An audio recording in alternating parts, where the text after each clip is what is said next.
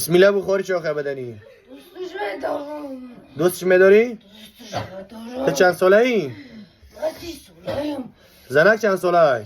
دوستش ندارم. بعد زنک چند ساله ای؟ دوستش ندارم. این زنک شوهر داره از الله نمیترسید زنک شوهر دار. بکشم شوهر. رسول الله صلی الله علیه و سلم فرموده است که من زنا بامرأة متزوجه كان عليه نصف عذاب هذه الامه. بسم الله بخوری چه؟ از الله شرم که بسم الله بخوری چه؟ وقل جاء الحق وزهق الباطل إن الباطل كان زهوقا إن الباطل كان زهوقا إن الباطل كان زهوقا وننزل من القرآن وننزل من القرآن وننزل من القرآن وننزل من القرآن